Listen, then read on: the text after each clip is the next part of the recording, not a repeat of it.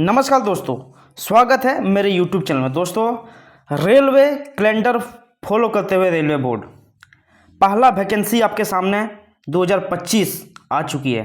2025 का पहला वैकेंसी, ये नोटिफिकेशन नंबर देख लीजिए 1/2025। पहला वैकेंसी आपके सामने है, किसका है? ALP का, जो कि कैलेंडर के हुबहू है। अब इसमें कुछ ना क्वालिफिकेशन का कोई चेंजेस है, ना ही कुछ का, ना सिलेबस का कोई चेंजेस है, ना ही एज का कोई चेंजेस है। चेंजेज है सिर्फ वैकेंसीज़ का जो नंबर है वो, और कहाँ पे कितनी वैकेंसीज़ है वो चीज़। आइए हम देखते हैं सारा चीज़ एक एक करके, कब से अप्लाई होना है, कब से अप्लाई स्टार्ट है, और ये क्या चीज़ का प्रोसेस है, कितनी फ़ीस है, सारा चीज़ हम देख लेते हैं। ये भाई साहब रेलवे चला रहे हैं और ये ड्राइवर मैडम इधर देख रही हैं। देखिए नेक्स्ट देखते हैं, इसका हम सारा चर्चा करते हैं। देखिए इसका जो नोटिफिकेशन आ गया, एम्प्लॉय न्यूज़ 29 मार्च को ही आ गया था, पेपर कटिंग जो वायरल हुआ था उस टाइम। ये जो आपका जो ऑनलाइन डेट है, स्टार्टिंग जो है रजिस्ट्रेशन का, ये 12/4/2025 से स्टार्ट है, ठीक है। और ये जो क्लोजिंग होगा आपका, पूरी 1 महीना दिया गया है, 11/5 को आपका लास्ट डेट होगा, ठीक है। ये चीज़ है। और जो जैसे लास्ट पेमेंट डेट है, सबमिशन वगैरह है, वो सब चीज़ आपका 13 तारीख तक है। उसके बाद एक 14 तारीख आपका जो मॉडिफिकेशन होगा, मॉडिफाई कर सकते हैं आप वो चीज़ के लिए। मॉडिफाई वैसे ज़रूरत नहीं पड़ता है, लेकिन कुछ चीज़ होता है कि डॉक्यूमेंट्स में कुछ प्रॉब्लम हो गया है, या फिर आपको डॉक्यूमेंट्स चेंज करना हो, वो चीज़ के लिए आपका मॉडिफाई कर सकते हैं। मेनली कोई करता इस तरह नहीं है, जिसका डॉक्यूमेंट्स कुछ प्रॉब्लम होता है वही करता है। आइए देखते हैं। ये लेवल 2 का पेमेंट है आपका, असिस्टेंट लोको पायलट 19,900 का ग्रेड पे है। इनिशियल पे आपका इतना है, बाद की मिला जुला के पहुंच जाता है। A1 का स्टैंडर्ड मेडिकल है, और आपका 18 से 30 साल तक आप फॉर्म को भर सकते हैं। 3 साल अलग अलग कैंडिडेट्स का दिया हो गया है, SC ST OBC का, तो मिला जुला के आपका 3 साल एक्स्ट्रा मिल जाएगा, ठीक है।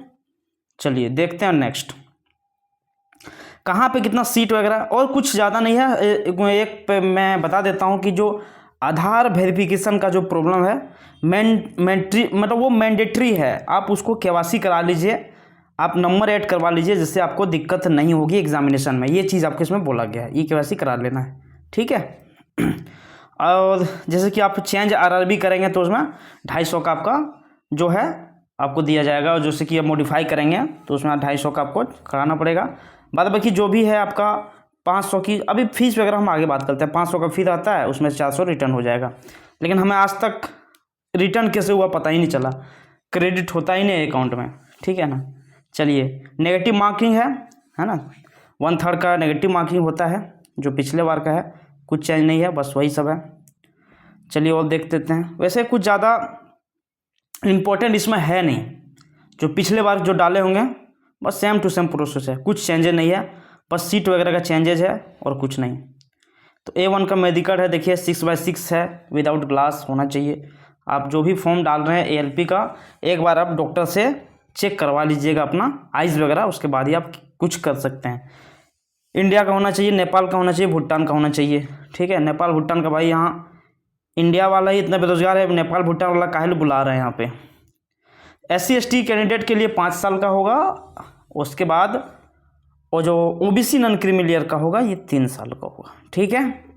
एक्स सर्विसमैन के लिए 3 साल है, एक्स सर्विसमैन OBC के लिए 6 साल है, और SC ST के लिए 8 साल है। सीधा एक्स सर्विसमैन के लिए तो डबल फ़ायदा है भाई इसमें, क्योंकि वो अब देखिए एक और यहाँ पे कोर्स कंप्लीटेड एक्ट अप्रेंटिस, उसके लिए 1961 का जो है 40 ईयर ऑफ एज देगा उसमें से देखिए जो अप्रेंटिस जो करते हैं उनका एज में छूट मिलेगा। अगर आप जनरल से हैं तो 35 साल का, OBC NCL है 38 साल का, और SC ST है तो 40 साल का छूट मिलेगा आपको, अगर आप अप्रेंटिस हैं तो, ठीक है। डेट ऑफ बर्थ तो आपका देख लीजिए 2/7/1995 से आपका होना चाहिए उधर। क्वालिफिकेशन आप देख लीजिए, आपका 10th होना चाहिए, और ITI होना चाहिए या डिप्लोमा होना चाहिए। पेमेंट वगैरह एग्ज़ाम डेट में बताता हूँ मैं, 500 रुपये का है, 400 रिफंड है एग्ज़ाम देने के बाद, और SC ST के लिए 250 लगेगा, ठीक है। अब और देखते हैं, उसका रिफंडेबल हो जाएगा टोटल, SC ST जो भी है उसका पूरा टोटली रिफंडेबल हो जाएगा। यहाँ साफ साफ लिखा है फर्स्ट स्टेज एग्ज़ाम के बाद आपका टोटली रिफंड हो जाएगा। ठीक है, नेक्स्ट देख लेते हैं मेन पॉइंट। पढ़िएगा तो पूरे 4 दिन लग जाएगा, पढ़ते पढ़ते इतना बड़ा ही नोटिफिकेशन जारी करता है।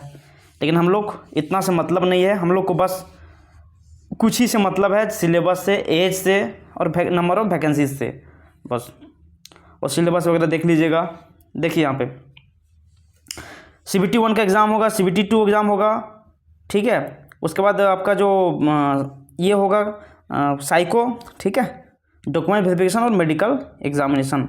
और मेडिकल एग्जामिनेशन में वही आपका जो है टोटल 6/6 आइज वगैरह पहले चेक करवा लीजिएगा। ठीक है, CBT 1 एग्ज़ाम के बाद जो पैटर्न है आपका ड्यूरेशन 75 क्वेश्चन रहेगा, 75 मार्क्स का। ठीक है, इसमें पास करना आपको अनिवार्य होगा। ठीक, उसके बाद आप सेकंड एग्जाम में बैठ सकते हैं। वही सिलेबस है, mathematics, mental ability, general science और जनरल अवेयरनेस। CBT 2 में वही है 90 मिनट 100 क्वेश्चन। ठीक है, पार्ट बी में जो ट्रेड पेपर है वही 60 मिनट और 75 क्वेश्चन दिया जाएगा यहाँ पे। ठीक है, चलिए ये चीज़ हो गया। अब हम देखते हैं कि ट्रेड में कौन कौन भर सकता है क्वालिफिकेशन में।